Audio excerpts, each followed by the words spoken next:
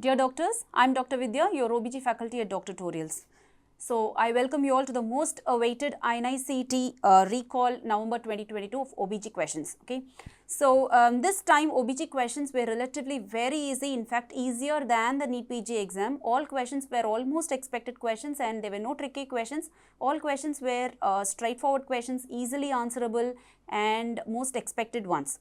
So, coming to the first question, which is the most expected question for INI-CET, recombinant HPV vaccine is based on which viral protein? Again, this question is a repeat question. We already had this question once 2 years back in INI-CET exam. So, this is a repeat question and it is a very easy question.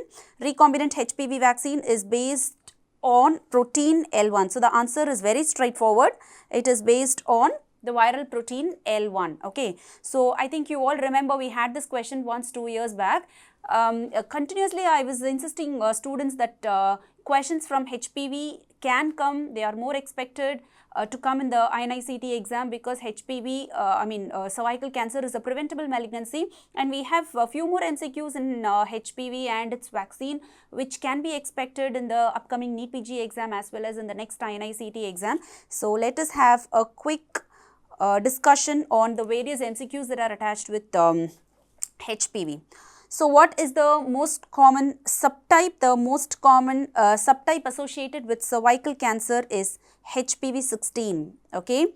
So, HPV 16 is the most common subtype associated with cervical cancer. Okay.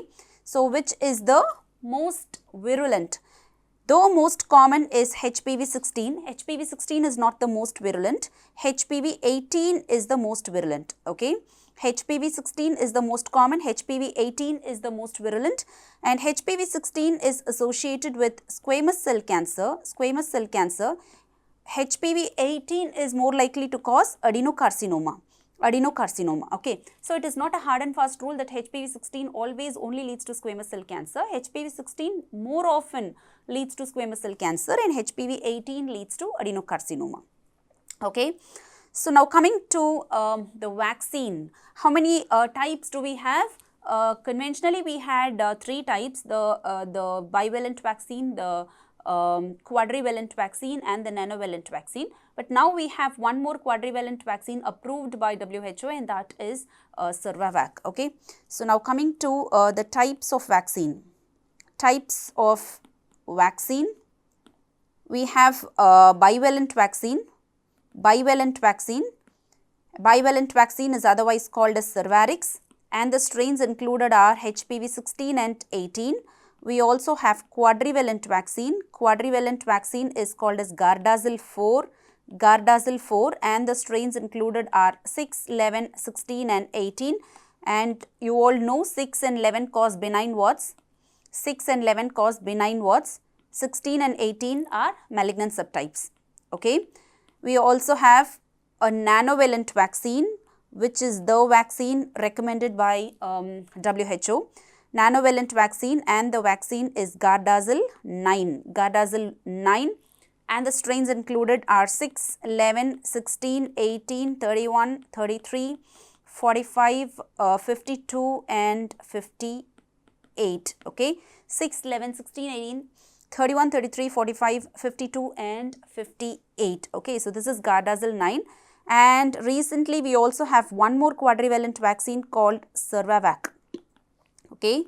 This is another quadrivalent vaccine which is recently approved by WHO which is Cervavac which again has 6, 11, 16 and 18. Okay. So, these are the types of vaccines, HPV vaccines available, out of which the most commonly used is Gardasil 9. Okay. And now the ideal age group for vaccination. What is the ideal age group for vaccination? The ideal age group is 11 to 12 years. 11 to 12 years, but please remember vaccine can be taken as early as 9 years and it can be administered as late as 45 years. So, anywhere between 9 and 45 you can administer the vaccine even though the ideal age group is 11 to 12. Okay. And the vaccine should ideally be given for virgin girls, but sexually active women can also take the vaccine if they haven't taken the vaccine before. Okay, so even Paris women can take the vaccine at their own will and wish. Okay, so yes, ideal age group is 11 to 12 years. Efficacy of the vaccine is 100%. Efficacy of the vaccine is 100% and the duration of protection is 6.4 years. How many doses should we give? For women less than 15 years, okay, for girls less than 15 years, 2 doses are adequate. 2 doses are adequate, and if the age group is more than 15 years, 3 doses are required, okay. For less than 15 years, 2 doses, and for more than 15 years, 3 doses. So, what all malignancies does it prevent? It prevents cervical cancer. It prevents almost all malignancies that are caused by HPV, okay. And what are they? They are cervical cancer, vaginal cancer, vulval cancer, penile cancer, anal cancer, and oropharyngeal and laryngeal cancer. These are the malignancies that are related to HPV, human papilloma virus. So, cervical cancer, vaginal vulval cancer, penile anal cancer, and oropharyngeal and laryngeal cancer. And apart from preventing all these malignancies, it also prevents genital warts. Okay, it also prevents benign genital warts because all these vaccines include 6 and 11, HPV 6 and 11, which cause benign warts. Okay. So, can this vaccine be administered for males? Yes, this vaccine can be administered for males. Okay, this vaccine can be administered for males, also for immunocompromised women. This vaccine can be administered for immunocompromised women because it is not a live virus vaccine. It is a subunit vaccine which has L1 viral protein in it. So, this can very well be administered for immunocompromised women and HIV positive women. And in fact, the point to be noted here is that HIV positive women are at risk for cervical cancer. Cervical cancer is one AIDS defining illness, as you all know. So, HIV positive women are at risk of developing cervical cancer, for which reason HIV positive women should be vaccinated for cervical cancer, against cervical cancer. Okay. So, these are 2 important MCQ points which you can expect in the next exam. Then coming to pregnant women, can pregnant women be administered with HPV vaccine? The answer is no. This vaccine should not be given for pregnant women, okay, but it can be given for lactating mothers, okay. So, pregnant women should not take HPV vaccine, whereas lactating mothers can take HPV vaccine, okay. So, we do not know the safety of adjuvants used in the vaccine during pregnancy, okay. So, these are the MCQ points that you can expect in the forthcoming NEET PG exam, okay. So, we have 4 subtypes. Gardasil is the nanovalent strain. It includes 6, 11, 16, 18, 31, 33, 45, 52 and 58. Ideal age group is 11 to 12 years. Vaccine efficacy is 100%. Duration of protection is 6.4 years. Less than 15 years, 2 doses. More than 15 years, 3 doses. Sexually active women can take the vaccine. Paris women can take the vaccine. It prevents not only cervical cancer but also vulval cancer, vaginal cancer, penile, anal cancer, pharyngeal and laryngeal cancer. Immunocompromised women and HIV positive women can take the vaccine. Lactating mothers can take the vaccine. Pregnant women should not take the vaccine for the fear of teratogenicity due to the adjuvants used in the vaccine, not because it is a live virus vaccine. It is a subunit vaccine, but then we do not know the safety of the vaccine. We don't have adequate studies to recommend the use of this vaccine in pregnant women, okay. Fine. Now, coming to the next question. Which of the following is a feature of placenta previa? Which of the following is a feature of placenta previa? So, this again is a very easy question. It's a straightforward question. All I got from students are 3 options and I have included one more option as a dummy option here, okay. So, uterine tenderness, warning hemorrhage, fundus less than the period of gestation, and I'm not sure about the 4th option and I have put DIC here, okay. So, what is placenta previa? First of all, let us discuss something about placenta previa and then come to the answer here. Placenta previa is where the placenta is close to the internal os. So, there is a definition, yes. So, if the lower edge of the placenta is within 2 centimeter if the lower edge of the placenta is within 2 centimeter from the internal os. From the internal os, the condition is placenta previa. Again, here we have 4 types. 4 types, type 1, type 2, type 3 and type 4. Okay. So, the name of the classification is Brown's classification. Name of the classification is Brown's classification. Okay. So, what is type 1 placenta previa? Type 1 placenta previa is where the lower edge of the placenta is not touching the internal os. This is the internal os. Okay. So, this is the internal os, and if the lower edge of the placenta is not touching the internal os but within 2 centimeters from the internal os. Let's say this is the lower edge of the placenta. So, we are going to measure this distance. We are going to measure this distance, and if this distance is less than 2 centimeter, then it is type 1 previa. Okay. What is type 2 previa? If the lower edge of the placenta touches the internal os, it is type 2 previa. Okay. Type 3 previa is where the lower edge of the placenta partially covers the internal os, and type 4 previa is where the the placenta completely covers the internal os. Okay. So, this is type 4 previa. Okay. So, type 1, type 2, type 3 and type 4. Again, we divide this into minor and major types. We divide this into minor previas and major ones. Okay. So, what is minor? Minor includes type 1 and type 2A. So, you wonder what is 2A and 2B, right? Okay. A is if the placenta is anterior in position. B is where the placenta is posterior in position. Okay. A is where the placenta is anterior in position and B is where the placenta is posterior in position. Okay. So, anterior placenta type A is where the placenta is anterior and touching the internal os. Type B is where the placenta is posterior and still touching the internal os. Okay. So, type 1 and type 2A are minor types, all other types are major types. Okay. So, what is the definition for placenta previa? Placenta previa is defined as the lower edge of the placenta lying within 2 centimeter from the internal os. Okay. So, if this is the internal os, and this is the lower edge of the placenta, this distance between the placenta and the internal os is less than 2 centimeter.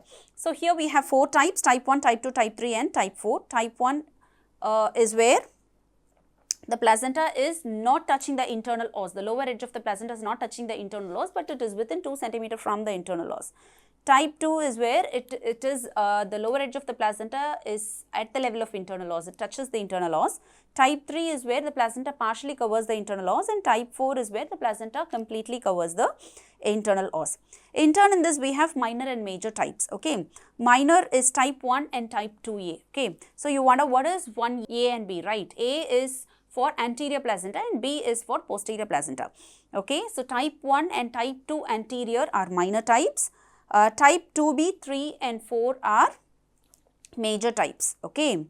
So, among these types, one type is called as dangerous type. Okay, which one is called as dangerous type? Type 2B placenta previa is called as dangerous placenta previa. Dangerous placenta previa, because in this type of placenta previa, when the fetus tries to descend into the pelvis, what happens because of the compression, the fetus develops head compression, the fetus develops bradycardia. Okay. So, the placenta directly, when the fetus tries to enter the pelvis, because the placenta is posterior in position, the fetal head directly compresses the placenta, because of which the fetus develops hypoxia and develops bradycardia. Okay. This sign is called as stall-worthy sign. This again is a very important MCQ, stall-worthy sign. Okay. So, what is stall-worthy sign? Fetal bradycardia on pushing the fetal head into the pelvis. That's stall-worthy sign. Okay. So, what is the most common complaint here? The most common complaint or the pathognomonic clinical feature is painless bleeding per vaginum. Okay. So, whose blood is it actually? It is the maternal blood and not the fetal blood. Okay. So, if it's kind of fetal blood, if it's coming from the umbilical cord, then the condition is called as vasa previa, which is a different entity, which again is a cause for antepartum hemorrhage, but a different entity. So, here in placenta previa, the blood is from the maternal vessel. Okay. So, it is painless bleeding per vaginum. Okay. So, this is about placenta previa. We also have one other question from abruptio placenta in the INI-CET list. So, we will also discuss something about abruptio placenta and the comparative points between placenta previa and abruptio placenta. Okay. So, yeah, what is abruption?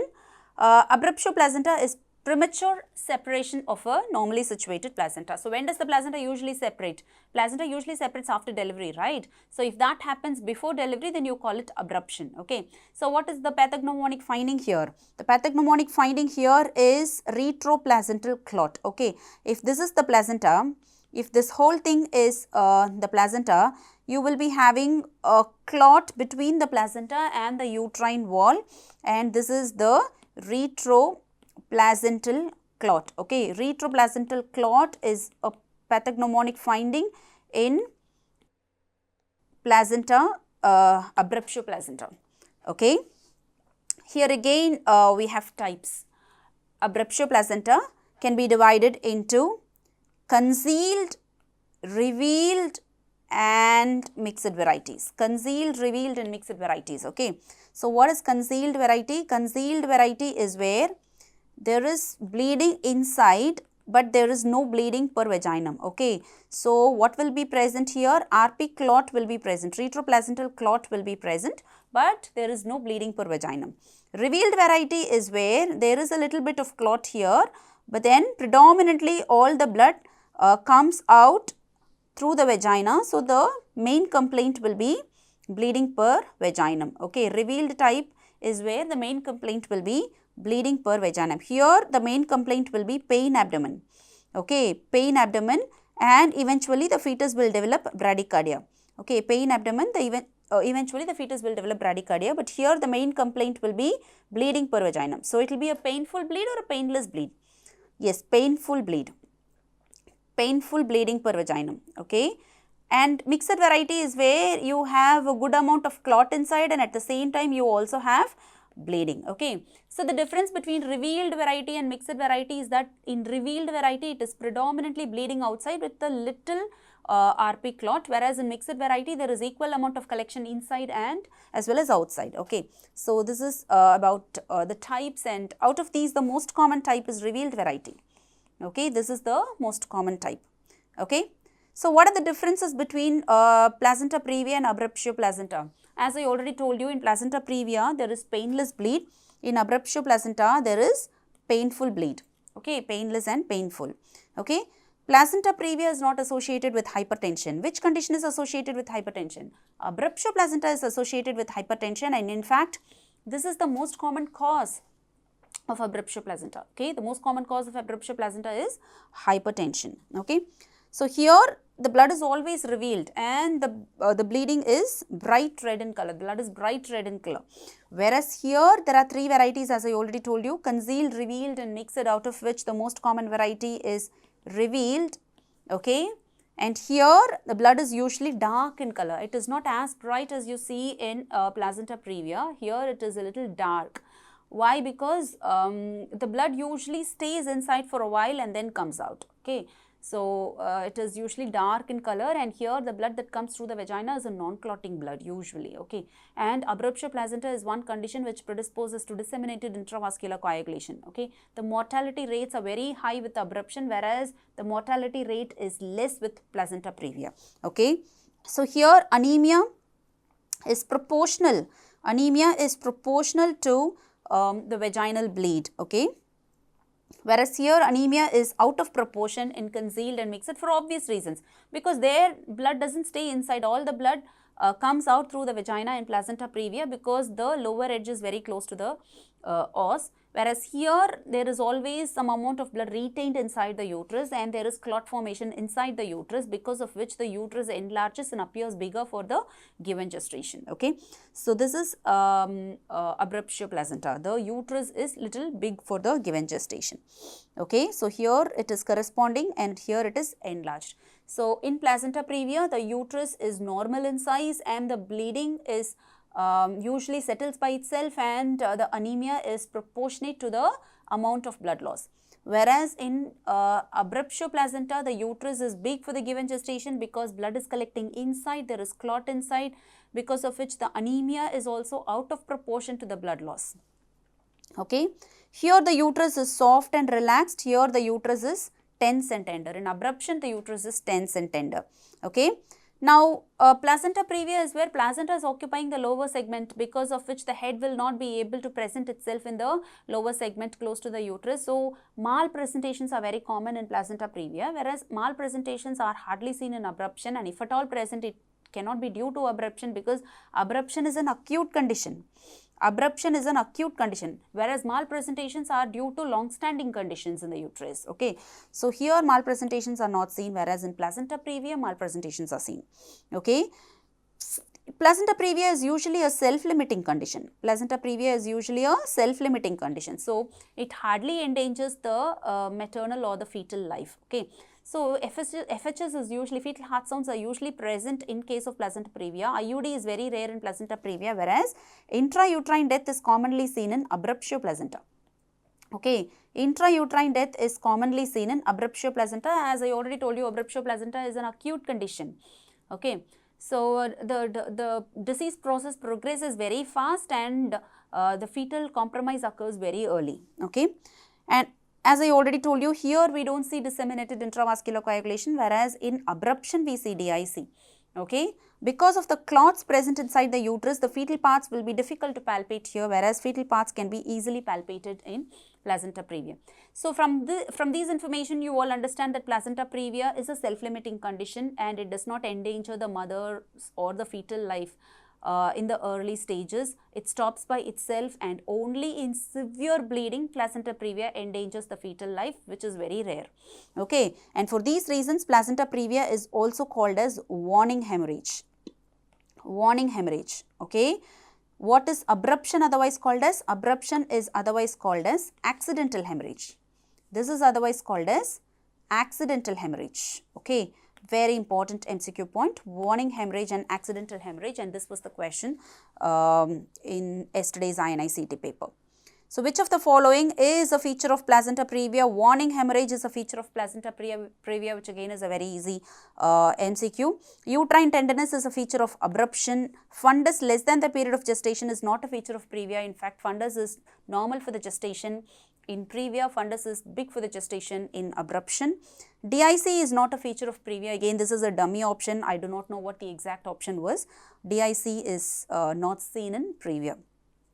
Okay. So, there was one other question from antepartum hemorrhage, which is abruptio, which is on abruptio placenta. Here the question is not a feature of abruptio placenta. Which of the following is not a feature of abruptio placenta?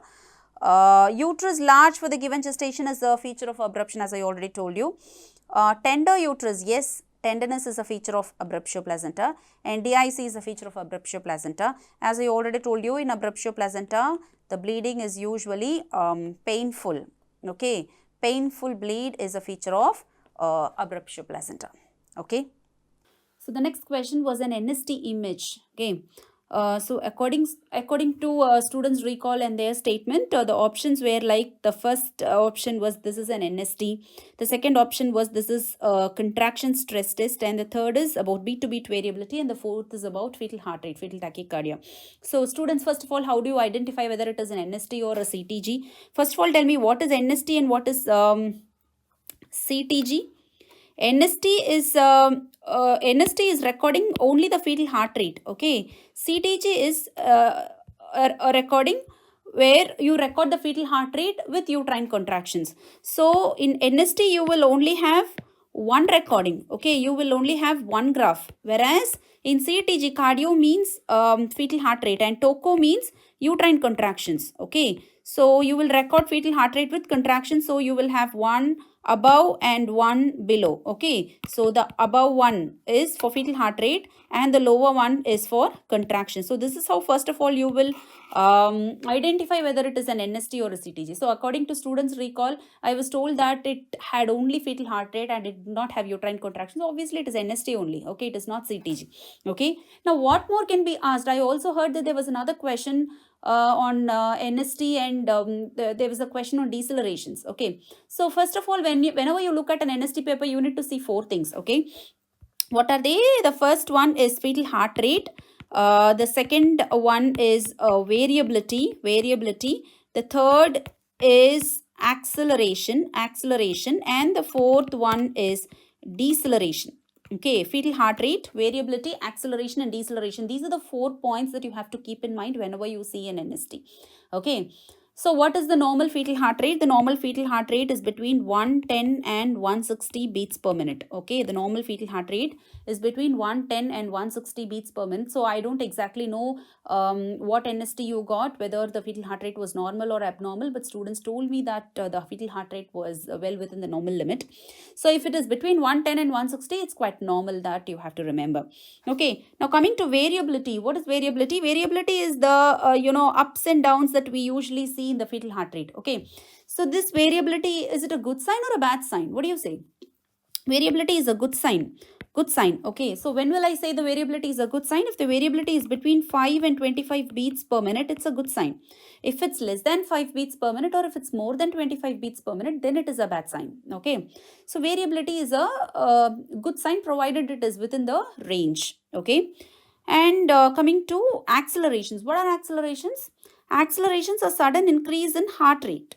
Okay, sudden increase in fetal heart rate is acceleration, and again acceleration is a good sign. Okay, acceleration is a good sign. Okay, so how should the acceleration be? What is the criteria to call it a good acceleration? Increase in fetal heart rate should be by 15 beats per minute. You all understand? No, increase in fetal heart rate should be by 15 beats per minute. That means, let's say this is an acceleration, this is the normal fetal heart rate, and this is the acceleration. You measure the magnitude of the acceleration. Okay, magnitude of the acceleration in the sense, you measure the difference between the baseline heart rate and the peak heart rate during acceleration. So this will be the magnitude. This will be the magnitude of the deceleration, and the magnitude should be 15 beats per minute. Okay, and how many accelerations should you have? You should at least have 2 accelerations in a 20-minute NST. So the duration for which you will put an NST is 20 minutes. Okay, and in this 20-minute you need to have 2 accelerations. 2 accelerations each increasing by 15 beats per minute and persisting for 15 seconds. So this is how you will calculate the duration. This is the starting point, this is the ending point, and the time gap between these two will be the duration, and this should be more than or equal to 15 seconds. You understand, no? So if all these are present, then you will call it a good NST or reactive NST. And coming to deceleration, deceleration is a decrease in heart rate. Okay, deceleration is a decrease in heart rate. So if supposing there is an NST like this, where the heart rate is going like this, if there is a sudden fall in heart rate like this, then that is a deceleration. Again, to call it a deceleration, it should be by 15 beats per minute. The fall should be by 15 beats per minute. You understand, no? The magnitude of the deceleration, that is the difference between the baseline heart rate and the heart rate that is reached during the nadir of the deceleration, should be more than 15 beats per minute. Okay, so if this is there, then it is a significant deceleration. Okay, so when will you use the word reactive NST? There is a terminology called reactive NST. Okay, what is a reactive NST? Reactive NST is where, okay, reactive NST is where these 4 points are present. Okay, reactive NST is where these 4 points are present. So what are the 4 points? Point number 1, baseline heart rate of 110 to 160, baseline variability of 5 to 25 beats per minute, 2 or more accelerations in 20-minute NST, each persisting for more than 15 seconds and increasing by more than 15 beats per minute, and no deceleration. These are the 4 points to call it a reactive NST. Okay, now if at all you want to see one reactive NST, I'll show you one. Okay, I'll show you one. Now there is an NST here. I think you can see the numbers here. This is 30, this is 60, this is 90, this is 120, and here it is 150. Okay, so this is 150 here, 150. And you can see that the heart rate is fluctuating somewhere between 140 and 160. So I can say the average heart rate is, or the baseline heart rate is 150 beats per minute here. Okay, fine. Next is that you can see the heart rate fluctuating. So variability is, yes, present. Variability is good. Variability is good. It is present. Okay. Now, if you want to, here, measuring the variability in the given graph in the exam is quite difficult, but you can, subjectively have the feeling of whether it is a good variability or a bad variability. I'll show you an image on good variability and bad variability. Okay. See this image, all of you. See this image. So this is image 1. Okay, here you can see that almost the fetal heart rate is around 150 beats per minute, but it is, quite flat. It is not that variable. There are no much ups and downs. It's quite flat. So this is, decreased variability. Decreased variability, or I would say no variability, absent variability. Okay, absent variability. Okay, in figure number 2, you can see that some variability is present, but then these are not very prominent, as you see in 3. Okay, here again it is decreased variability. Probably the variability that you see in image 2 or the graph 2 should be less than 5 beats per minute. Okay, this is for your subjective assessment. Okay, now you can see image 3. Here you can see that the variability is little prominent, and this is how a normal variability will be if it is between 5 and 25 beats per minute. Okay, so this is something which is between 5 and 25 beats per minute, and it's quite okay. Okay, this is too much. Okay, here what you see is too much of variability, and this should be more than 25 beats per minute. Okay, this is again abnormal. So which is normal here? This graph 3 is very much normal. This is how a normal variability should be. Okay, and here you can see that the variability is fixed. Okay, there is a fixed upstroke and a downstroke in figure number 5, and this is called a sinusoidal pattern. Okay, this is called a sinusoidal pattern, and this is seen in fetal anemia.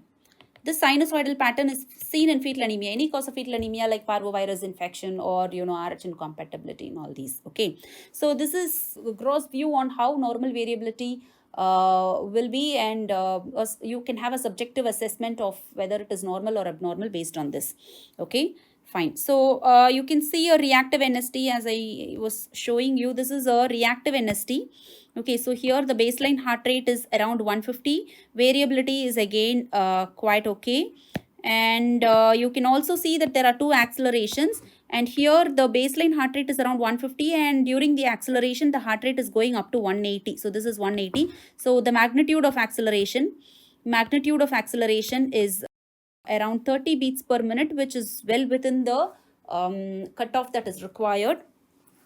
And there are no decelerations. Okay, so I can very well call this as a reactive NST. This is a very good example of reactive NST. Okay, and also you can see the time here. It is here the timings are not mentioned, not very prominent, but in case the examiner mentions time in the graph, like say here it is 10:10, and let's say 1 2 3 4 5. So here if the examiner mentions as 10:20, so there are 5 big boxes between 10:10 and 10:20. So in this 10-minute NST, there are 5 big boxes. Okay, so each big box makes a time of 2 minutes. That's how you can calculate the time. Okay, so each big box makes a time of 2 minutes, which is equivalent to 120 seconds. Okay, so if this is 120 seconds, then you can calculate 1 2 3 4 5 6. Okay, 6 boxes are there. Okay, so if this is 120 second, each box, small box, will make 20 second. I think you understand it. Okay, see what I'm telling is, if supposing here it is 10:10 as mentioned here, and here it is 10:20, and if there are 5 boxes between these, okay, one big box will make 2 minutes, which is 120 second. Okay, 2 minutes, which is 120 second, and in that case each small box will make 20 second. Okay, now you have to be judgmental, and you have to calculate depending on what time is given in the exam paper. Okay, so this is how you will calculate the time, but most of the time examiners will not trouble you by giving the time and all, so it will be much easy. So this is reactive NST. Okay, now coming to decelerations, there are 4 types of decelerations. Okay, what are the 4 types of decelerations? We have early deceleration, we have late deceleration, we have uncomplicated variable deceleration, and we also have atypical variable deceleration. Okay, so early deceleration usually begins with the contraction. Okay, early deceleration will usually be something like this. which begins with the contraction, and usually they peak with the contraction. The nadir of the deceleration, this is the nadir of the deceleration. Nadir of the deceleration will usually correspond to the peak of the contraction. Okay, so this is the fetal heart rate, this is the contraction, as I already told you. This is how early deceleration will be. Okay, but late decelerations will usually start after the contraction. So if let's say this is the contraction and this is the deceleration, what is the criteria to call it a late deceleration? The criteria is that in between these two, that means the peak of the contraction and the nadir of the deceleration, they should be 20 seconds apart.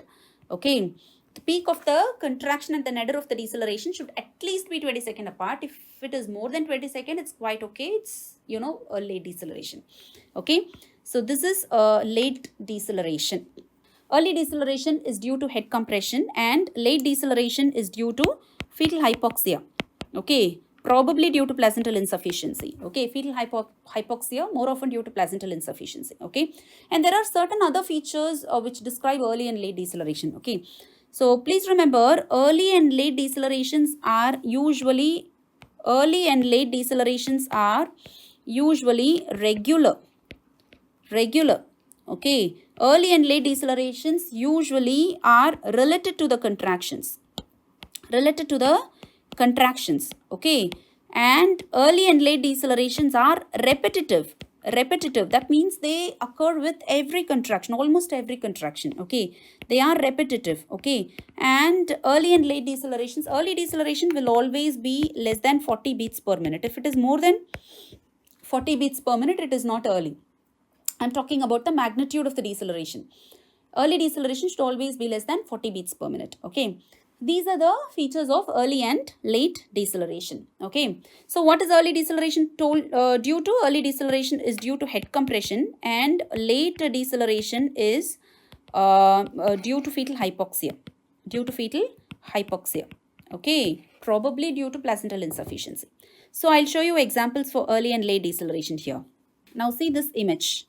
Okay, in this image you can see that there are decelerations, very visible deceleration. There are fall in heart rate. There is a fall in heart rate with almost every contraction. Now see where the contractions are. Here are the contractions. Okay, I'm marking the contractions with red here. Okay, you can see that the nadir of the deceleration and the peak of the contraction coincide. And again, decelerations are repetitive and they are uniform and they occur almost with every contraction. So this is early deceleration. Okay. In contrast to this, there is a late deceleration here. Here you can see that, this is the deceleration. This is the contraction. Okay, this is the contraction and this is the deceleration. Okay, I'm marking the deceleration with blue. This is the deceleration. Okay, now you can see that the contraction peaks here. This is the middle of the peak and the deceleration nadir is here. Okay, so this is the time gap between these two. Though the time is not mentioned in this graph, one thing that you can see is the contractions are regular, repetitive and uniform, which again is a feature of early and late deceleration. Okay, here also you can see that they are repetitive. They occur almost with every contractions. They are regular and they are uniform, which are all features of late deceleration. Okay, and again they occur after the peak of the deceleration. Okay, they usually begin with a peak and by the time they reach their nadir, the time gap will be usually more than 20 seconds. Okay, so this is late deceleration. Okay, now in contrast to this, we have two other types of decelerations, uncomplicated variable and atypical variable deceleration. See this deceleration here. In this deceleration, it looks like an early deceleration, no? Yes, but you can see that the magnitude of the deceleration is more than 40 beats per minute, which is not a feature of early deceleration. So these are sharp decelerations. Can you see? These are sharp decelerations. And more than that, there is a very, very important feature in this deceleration. See, after every deceleration or either before or after every deceleration, there is a increase in the heart rate.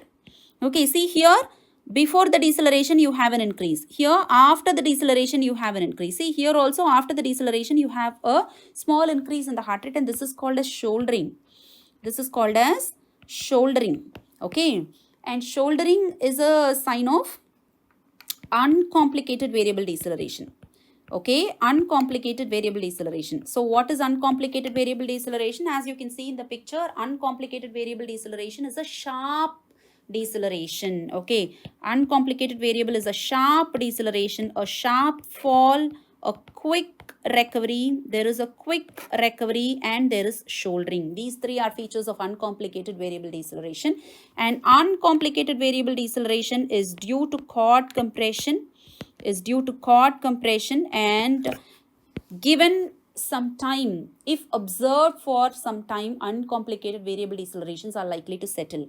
Okay, so this is uncomplicated variable deceleration. Now, if you know what is early, what is late, and what is uncomplicated variable deceleration. Now, any deceleration that is not falling under these criteria like early, late, and variable, and any deceleration which is bizarre, which is very big in magnitude, which does not follow the usual rules of reactive NST like a normal baseline heart rate. If the baseline heart rate is abnormal, or the baseline variability is abnormal, or the magnitude of the deceleration is more than 60 beats per minute, or if the deceleration, the heart rate touches 80 beats per minute during deceleration, all these are features of complicated variable deceleration. Okay, again I'll show you images here. What are the features of complicated variable deceleration? These are the features of complicated variable deceleration. They are baseline bradycardia, absent variability, absent shouldering, slow return to baseline, rebound prolonged tachycardia, and combined decelerations. And if the difference is more than 60 beats per minute with a duration more than 60 seconds, all these are complicated ones. Okay, I'll show you example here. See this deceleration. You can see that the heart rate is hardly persisting in one point for more than 10 seconds. Okay, so here it is very difficult to comment on the baseline heart rate, though I'm trying to make a baseline heart rate for this graph. I would say this is around 180 beats per minute, which is baseline tachycardia. And then there is a huge fall. See, it's a great fall. Okay, the magnitude of the deceleration itself is around 100. From 180, it is going up to 60. So it's more than 100. The magnitude itself is more than 100. And it does not follow a fixed relationship with a contraction. Okay, all these are features of complicated variable deceleration. Okay, so we'll get back to the question that we had. So the given image was an NST image, and that's what I guess from the students' recall. Okay, contraction stress test would have two graphs, one for the heart rate and one for the contraction. Okay, so now which is not a feature of late deceleration? That's the next question. Late decelerations are regular. That's right. It starts after the contraction and ends after the contraction. It starts after the contraction is quite okay. There should at least be a 20 seconds gap between the peak of the contraction and the nadir of the deceleration. Fall in heart rate is more than 10 to 20 beats per minute. This I would say is okay, because the fall in heart rate should at least be 15 beats per minute. According to the guideline, the fall in heart rate should at least be 15 beats per minute, which is nothing but the magnitude.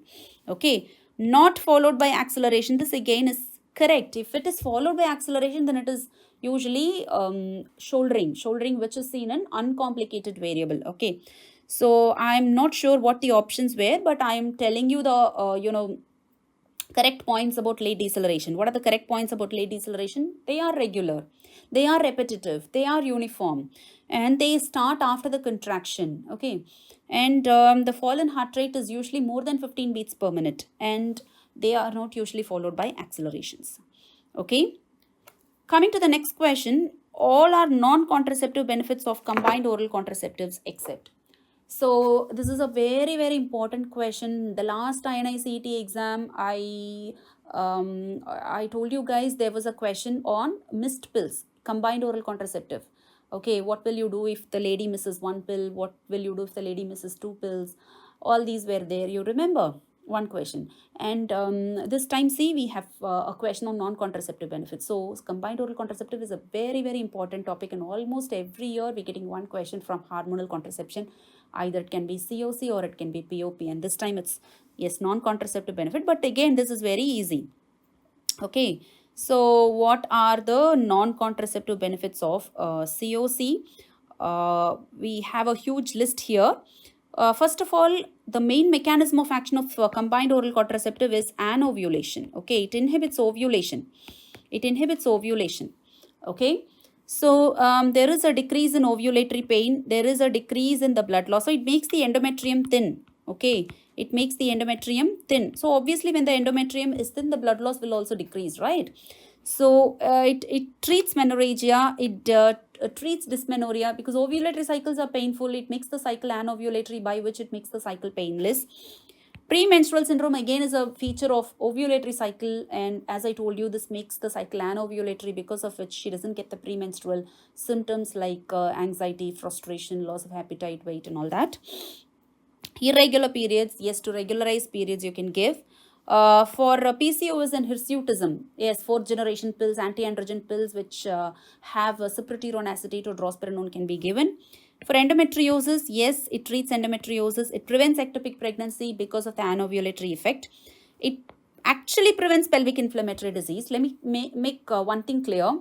See, pelvic inflammatory diseases which are sexually transmitted, which ascend from the vagina, are decreased by combined oral contraceptives, because one mechanism of action of combined oral contraceptive is to make the cervical mucus thick.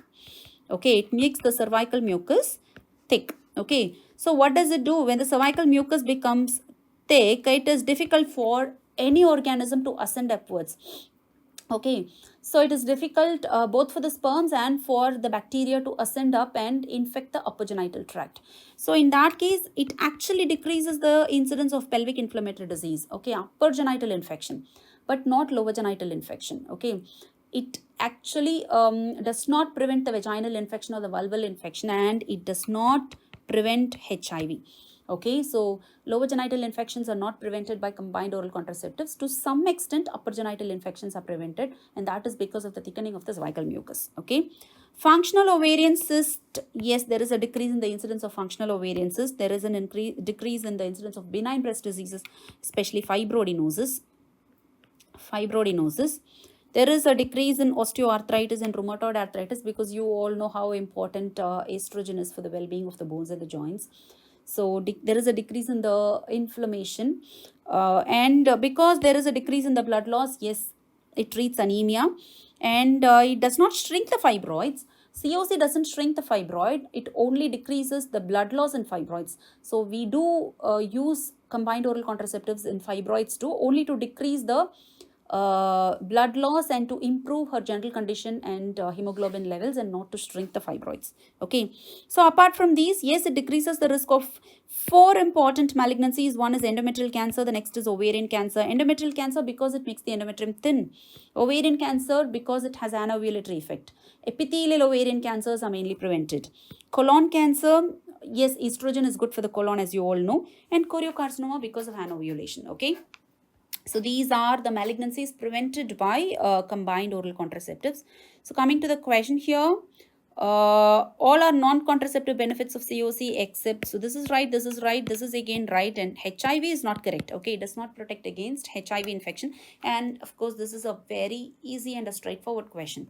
Okay, so there was a question on placental image according to students' recall. I don't know which image it is. Okay, I don't have any clue on what image you got in the exam, but let me show you some images related to placental anomalies. See, we have two surfaces for a placenta. Placenta is normally discoid in shape, as you all know. Okay, discoid in shape, and we have two surfaces. One is the maternal surface and the other one is the fetal surface. So maternal surface has cotyledons. So what you see here is maternal surface which has cotyledons. Okay, so this is maternal surface where you have cotyledons. Okay, in contrast to this, we will have the fetal surface which has the cotyledons, and what you see here is the fetal surface, and here you can see the cord attachment. Okay, so fetal surface is where the cord is attached. Okay, so the maternal and the fetal surface. Okay, so let us see some images related to placental anomaly and umbilical cord anomaly. Okay, so here you see a very important image. Now in this image you're seeing the maternal surface of the placenta, and here you can see few cotyledons which form an end mass. Here you can see another small lobe of cotyledon which is away from the main placenta. Okay, so this is called as placenta subcenturiata.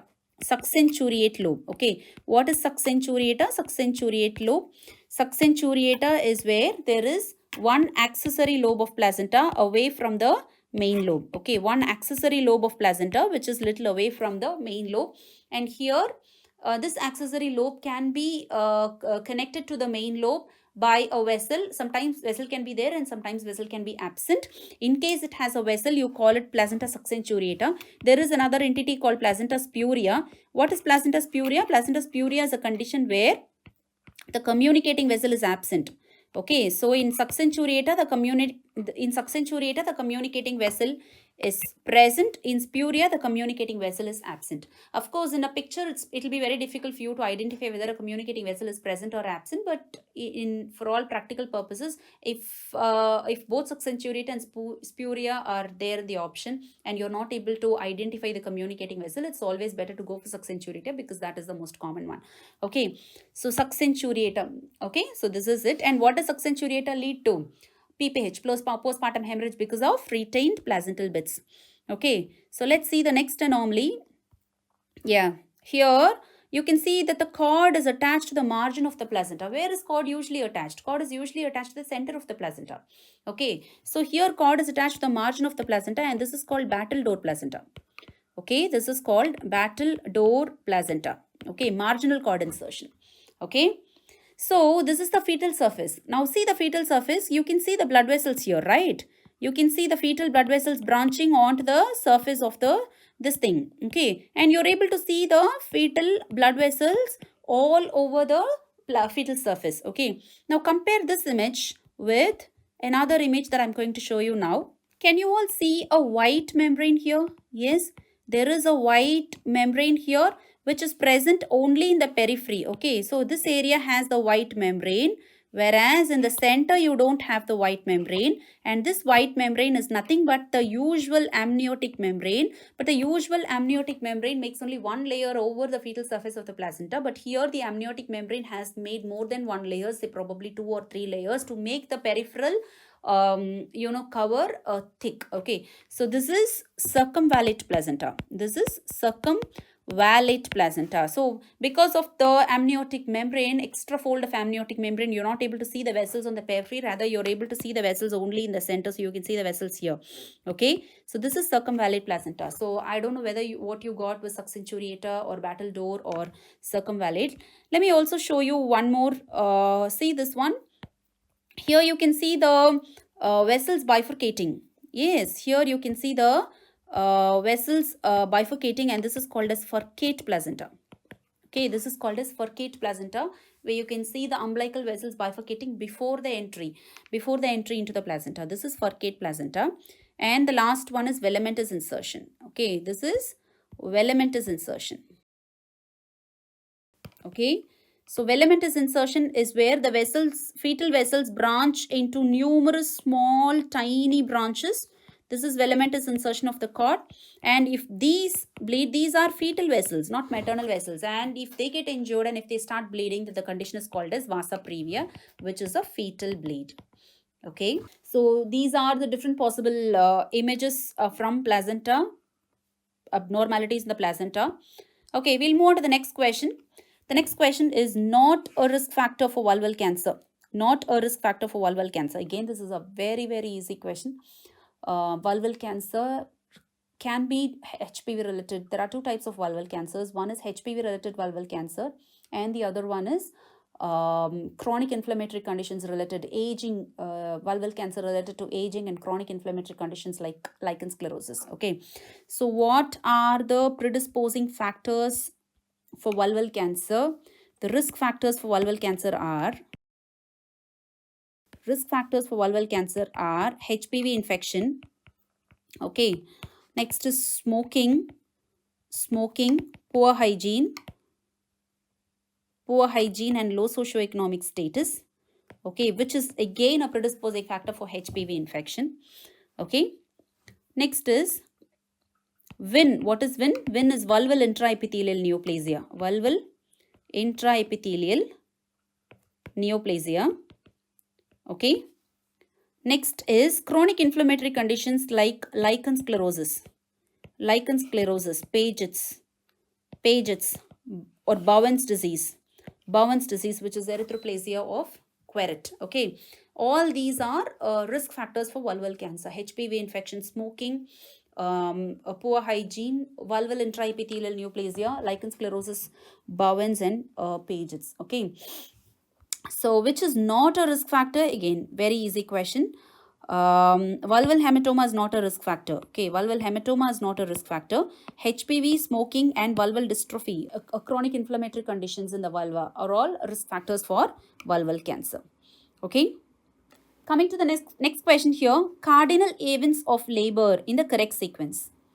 Okay, so this is a very old question. Some few years back, like say 8-9 years back, we had these kind of questions in AIMS exam, the past AIMS PJ type of question. Now, after a long time, this question has come again.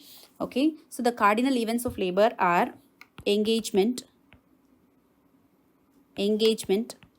descent, flexion, internal rotation,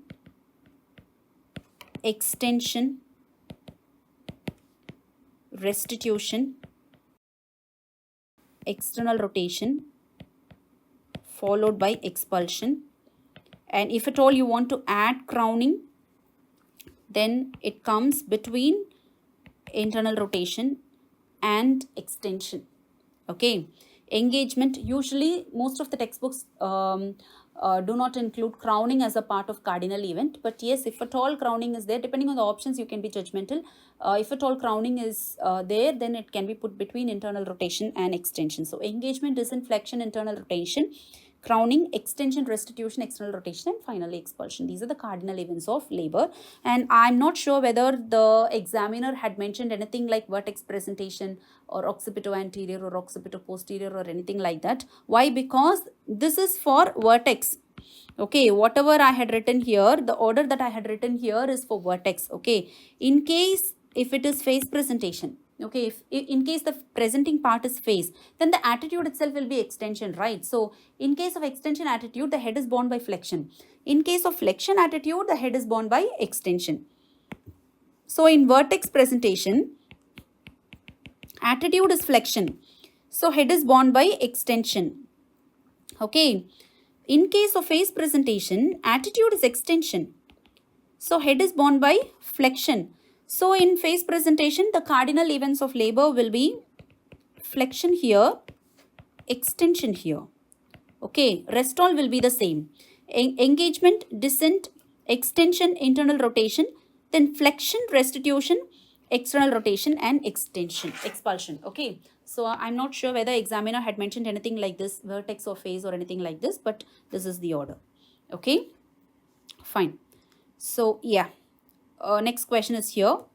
Diethylstilbestrol, DES is diethylstilbestrol. What does that lead to? Diethylstilbestrol, as you all know, is a teratogenic drug. Okay, diethylstilbestrol is a teratogenic drug. Yes, are we using it during pregnancy? No, we're not using it during pregnancy. Okay, because of its teratogenicity. Okay, so it is a synthetic estrogen. It is a synthetic estrogen, and it was used to support pregnancy few decades back. Now because of its teratogenicity, we're not using it anymore. So what does it lead to? The most important point under this topic, the teratogenic effects of diethylstilbestrol, that you have to know is, yes, it leads to malignancy. It causes a very unique type of malignancy in the fetus after it is born. Okay, so in utero exposure of diethylstilbestrol leads to clear cell adenocarcinoma of the vagina after the baby is born. Okay, few decades after the baby is born, it leads to vaginal clear cell adenocarcinoma of the vagina. Okay, so clear cell adenocarcinoma of the vagina, clear cell adenocarcinoma of the vagina, clear cell adenocarcinoma of the cervix also, okay, can be due to diethylstilbestrol. Apart from this, it can also lead to uterine anomalies like T-shaped uterus, which is again a very important MCQ point. T-shaped uterus, okay, coxcomb cervix, fimbrial abnormalities, fimbrial occlusion, fimbrial abnormalities, It can also lead to, please remember, it can also lead to Asherman syndrome, which is congenital intrauterine adhesions, Asherman syndrome. Okay. Malignancy, most importantly, clear cell adenocarcinoma of the vagina, T-shaped uterus, femoral abnormalities, cervical abnormalities, and intrauterine adhesions, which are called Asherman syndrome. Okay. So this is what diethyl stilbestrol does to a female. Okay. What does it do to a male? Yes, diethyl stilbestrol can also affect the male genital tract, and it can lead to undescended testes. It can lead to undescended testes. Okay. It can also lead to penile abnormalities. Yes, like phimosis. Yes, it can also lead to male infertility, decreased sperm count. It can also lead to oligospermia and male infertility. Okay. So these are the effects of diethyl stilbestrol. Okay, adenocarcinoma of the vagina. Okay. So next question is on earliest sign of magnesium sulfate toxicity. Okay, very important MCQ point, magnesium sulfate, anticonvulsant drug used for eclampsia. Okay, so magnesium sulfate has at least 10 to 15 MCQs, all of which are equally important. So what is this drug magnesium sulfate do? How do we give it, and what are the different possible MCQs we learned quickly? Point number 1, magnesium sulfate is the anticonvulsant of choice for eclampsia and preeclampsia. Okay, anticonvulsant of choice for eclampsia and preeclampsia. Okay, next point, magnesium sulfate. The name of the regimen is Pritchard regime. Okay, what is the name of the regime? The name of the regime is Pritchard regime. Okay, according to Pritchard regime, we have loading dose, we have maintenance dose. How do we give the loading dose? Okay, 4 gram of magnesium sulfate is given in a 20% solution, IV, slow IV over 20 minutes.